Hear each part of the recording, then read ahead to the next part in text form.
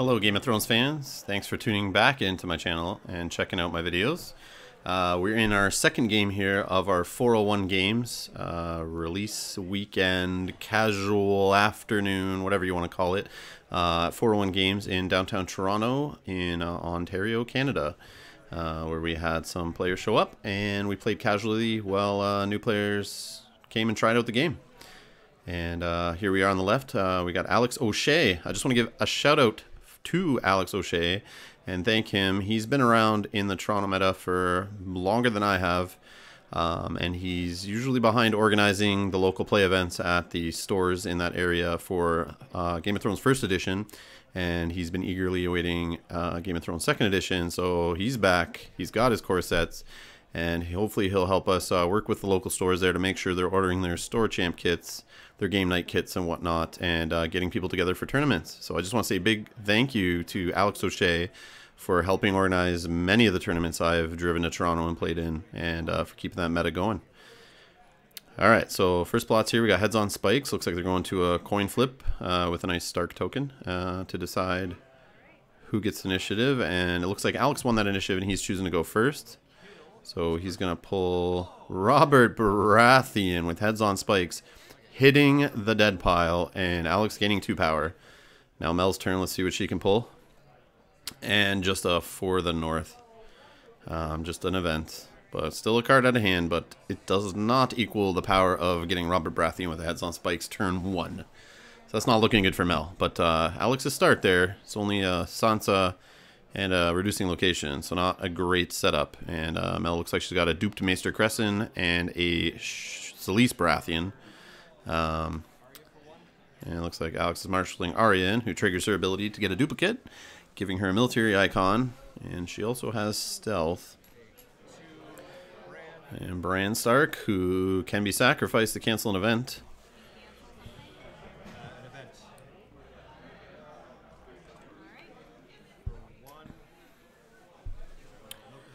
And Maester Crescent is drinking the milk. And Bran Stark's getting a dupe.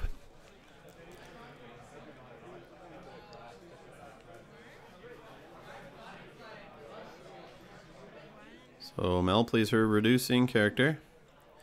3 gold remaining. It looks like Mel's playing Baratheon Fealty, the infamous deck we put together for testing, built from Tiny Grime's list, I believe. I don't think we've altered it too much since then, so it's pretty much the same list. And Alex is running Stark Fealty. And I see he has his store champ 2015 top 4, whatever it was, Granite House cards, which looks pretty nice. Yeah, looks like Mel's got it with the Chamber of the Painted Table up there. Looks like Alex is doing a military challenge. Unopposed. And it looks like dupe a Crescent to save for claim. And it looks like Sansa with an intrigue challenge of 2. Looks like Mel is also allowing that to go unopposed.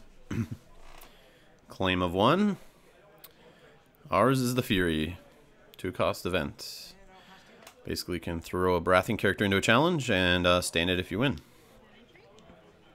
Throw a kneeling Baratheon character in a challenge, sorry. Alright, so unopposed intrigue, getting a put to the sword. Always a good pull. That's some of the reasons why we do intrigue first in the challenge phase, kids. Get rid of those put to the swords.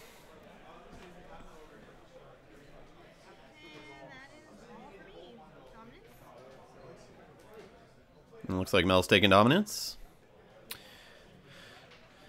And doing the Chamber of the Painted Table for a power there. Taking Alex down to, I believe, 2. So Mel comes out 4-2 after the first round. Oh, and Alex just remembered he triggers Sansa to gain a power, and Mel allows it due to the casual nature of the game.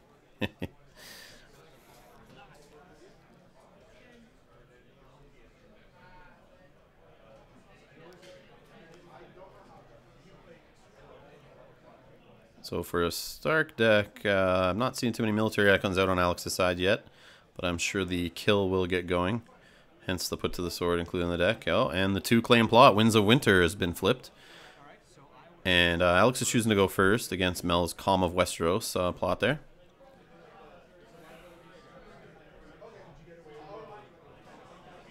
And Mel chooses Power for the Calm of Westeros ability. So Alex's claim is reduced by 1 during power challenges for the phase. Or for the round, I guess, actually.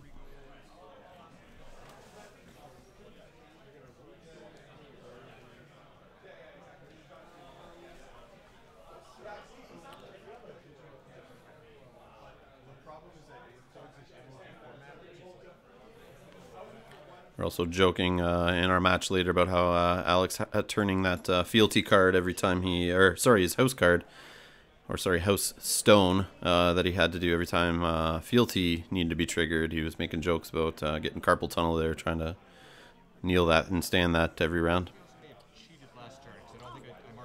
There is some weight to those granite house cards, that's for sure.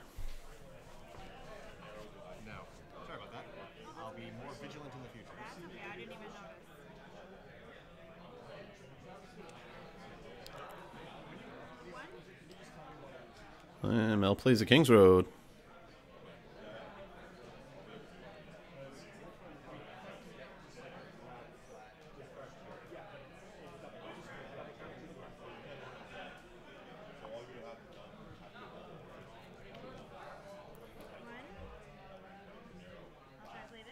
Alright, so Mel's trying to kneel Sansa and Arya, and she's successful. And I'm just going to give a power to Sansa.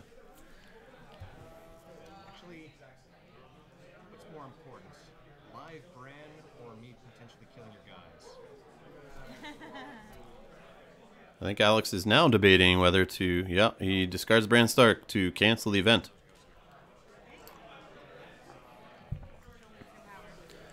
Yeah, it took him a minute there just to figure out, wait, do I want those guys knelt? Or do I want to get rid of a dupe Bran? He chose the dupe Bran, which I think is not a bad play. Especially if Arya can get off another military challenge.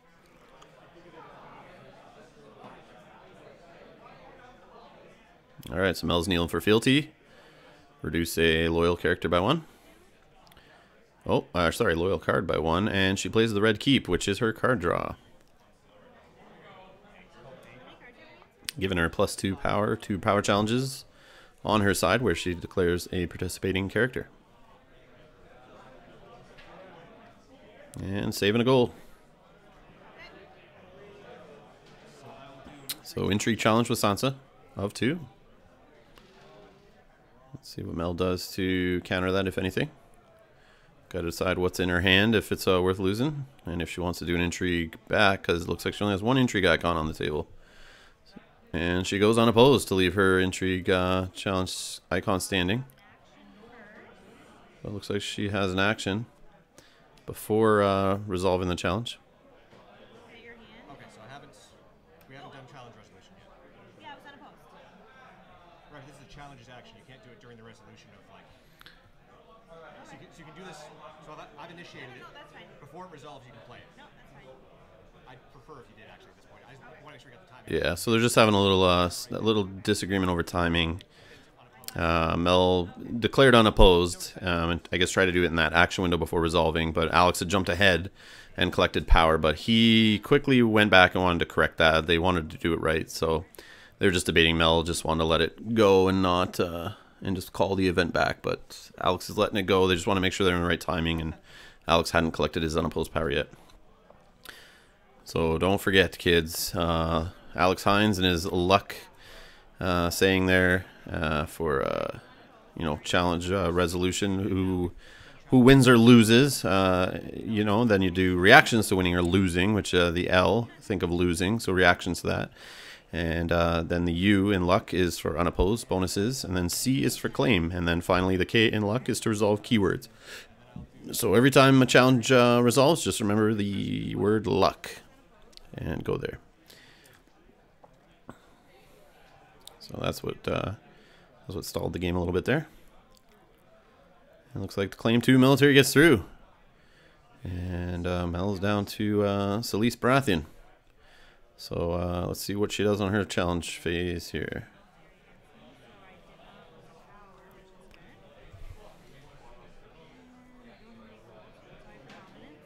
Just calculating through whether to leave standing. I believe Alex has 2 gold left, maybe 3. Mel, I think Celeste is 2 power, but I could be wrong. It's hard to see with the glare there.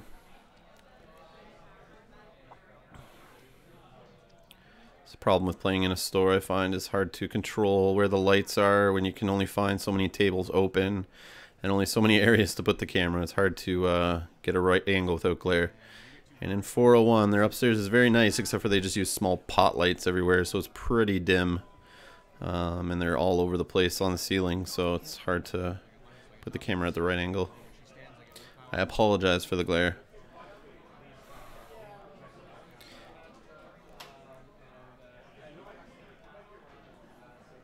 Okay. Looks like we're going to round 3 here.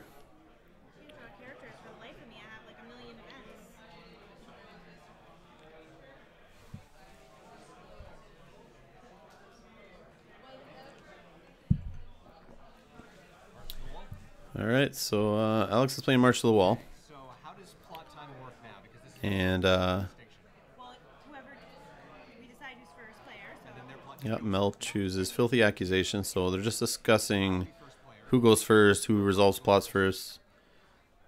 So it looks like Alex has chosen to go first. Nope, I think he chose Mel to go first there, sorry. And worth it getting a standing character or a better character? no, sorry, actually, my bad. He chose himself to go first, and then he decided Mel's plot to go off first, which he had to choose Neil character first, which may then change who he wants to discard from March to the Wall. It's a pretty smart play. But he still gets rid of Arya, which with the dupe, I don't know, but and the stealth, I'm not sure, but yeah, I guess it makes sense. He did do the Neil first, so kind of made Mel choose who he was going to discard, I guess. Lisa leaves a character standing.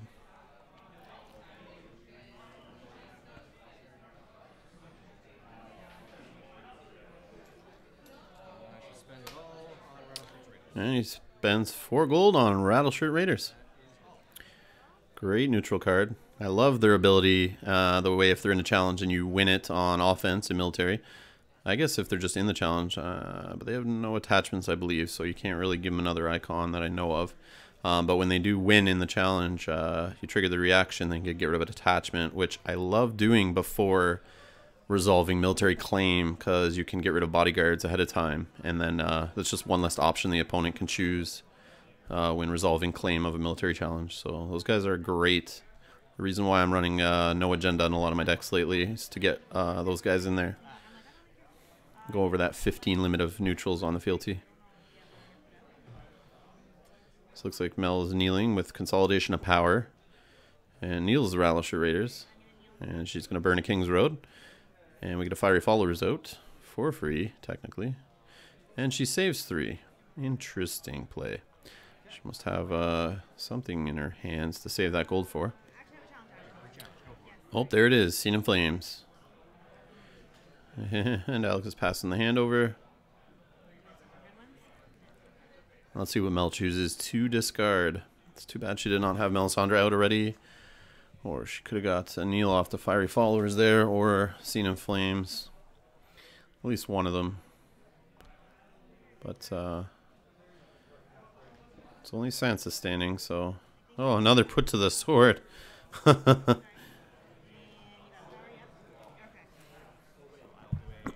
So, power challenge with Sansa for 2. I'm just thinking if I want to do For the North to like cantrip a card. Just to get out of my hand and draw a different one. And I too really need characters, so I think I'm Yeah, so Alex is playing For the North to buff up Sansa by 2. If he wins, he draws a card, which he will win because Mel does not have any power icons on her only character in play, so it does go unopposed. And due to the draw effect off For the North, Alex draws a card, so just looking to see more from his deck. Military of 2. from the fiery followers. And that'll go unopposed, and Sansa bites it.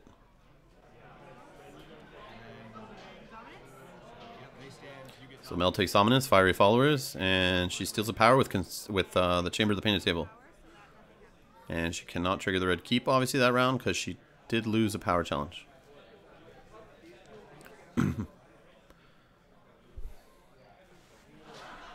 So pretty tight game. Mel's sitting at 8 power, and Alex looks like he's at 8 also. So very close game. So Alex chooses to go first with a sneak attack, 2 claim. He's only going to do 1 challenge. And Mel obviously kneels the only character in play, which is the Rattleshirt Raiders.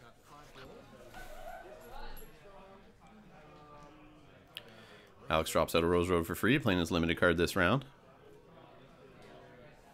And he uses his strength there to kneel his faction card for fealty. Summer drops in. And that means he's going to get a 2 cost or 2 strength or less start character. I forget which one it is. I think it's 2 strength or less. So I usually use that to cycle Bran. And it's out of the dead or discard pile, I believe, to his hand. So good recursion. Yep, Arya is who he grabs, which is not a bad call. And she's going to come back into play and get her duplicate ability.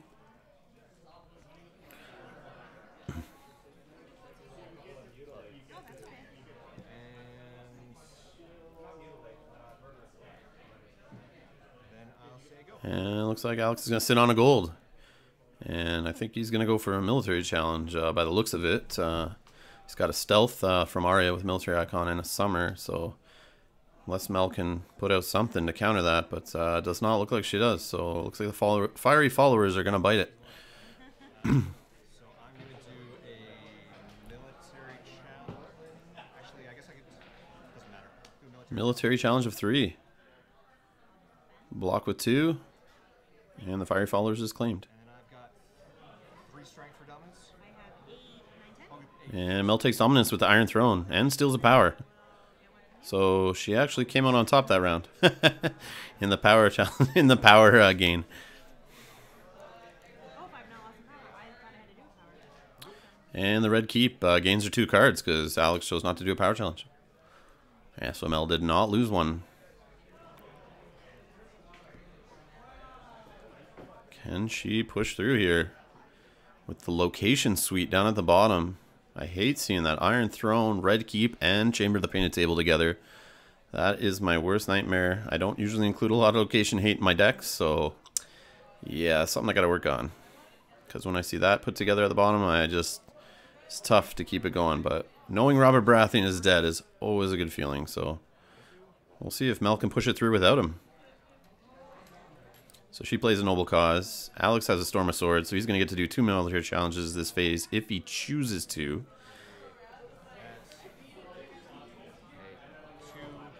So we got Catelyn Stark in play.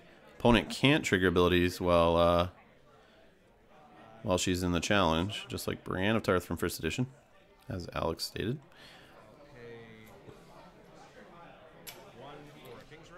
And Alex is playing a King's Road for his limited. Is he going to pop it and play out a character of 4 cost?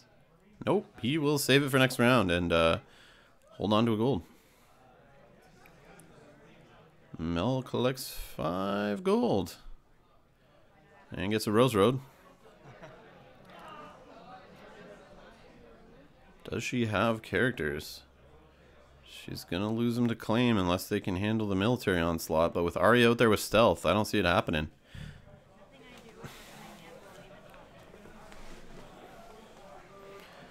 Probably won't have enough to stop the power challenge either. So unless she has something out there that can stop that, I'm not sure. Not sure what she can do here. Bastard in hiding for 2. Another bastard in hiding. We got twins, and she keeps the gold. So she can chump block. Looks like the military in the power challenge, but intrigue will go through. She might be able to win a no, she can't win a power challenge because of Arya's stealth unless.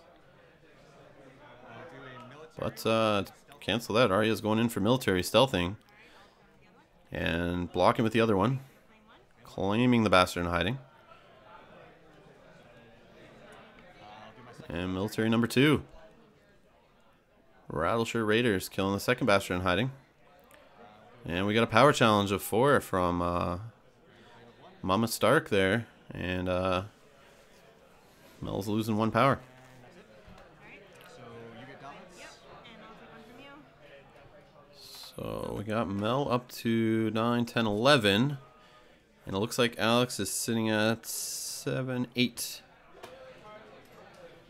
It's crazy how that works when Mel doesn't get a single valuable character out. But just those blocks are enough to slow Alex's power gain down. And then her winning dominance and the Chamber Painted Table is enough to keep stealing away everything Alex is gaining every round. Unless he can see some renowned characters to speed it up, I'm not sure. We gotta... As long as Mel can keep characters coming out enough to block those unopposed challenges, she might be okay. And Alex placing his stand token on Power Behind the Throne. And Wildfire Assault just getting rid of the Rattleshirt Raiders. This is the worst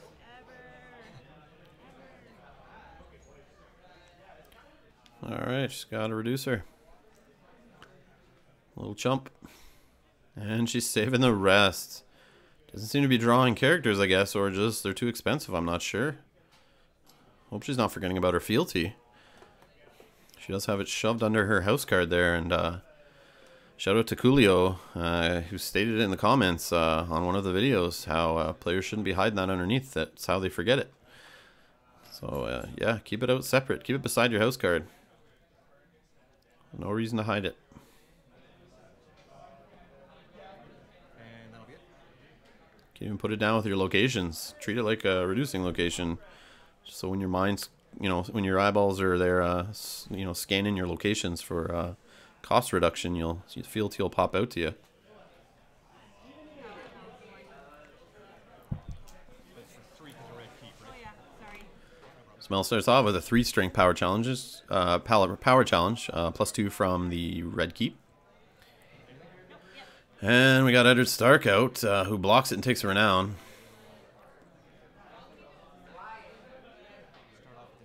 So intrigue from Catelyn Stark, unopposed. So Alex claims the power, and Stannis is discarded. Power, stuff, and past the faithful. She could have played Stannis, but I guess she chose not to. Didn't want to lose him for claim of military, I guess. And then I'll do a military for 5. And we got a military challenge of 5. So Alex has quickly jumped up to, You get dominance, you seal power. what do we got there? 10 on his house card plus another 2. So Alex jumped up to 12 that turn. Thanks to Eddard and his renown. And Mel is sitting at 12 also. Doesn't matter. I'll go first. So looks like Alex is going first with his second sneak attack.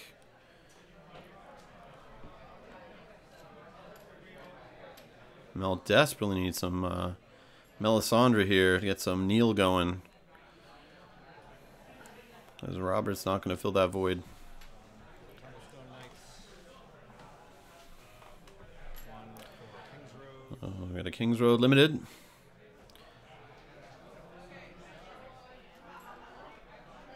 to you. Mel's Marshall. What can she do here? I don't know. Why not add location? Alright, she's got another reducing location. She's got the economy, that's for sure. Just I'm not sure if she's got the characters. I'm gonna do this. Bad idea, but Littlefinger, draw 2 cards. now I'll get my characters that I can't afford to play. Naturally. Alright. Well, if you got a 2 strength, you could, or 2 cost, you could play it. But I think that's game at this point. And Alex is going for the game-winning challenge here. I'm definitely going to do a power. So power with Eddard, Arya, stealth, unopposed. And claim 2, he's going to take it. And they shake. She's dead. Yeah, nice. Alright, so congrats to Alex on the win. And thanks to Mel and Alex for letting me film them there.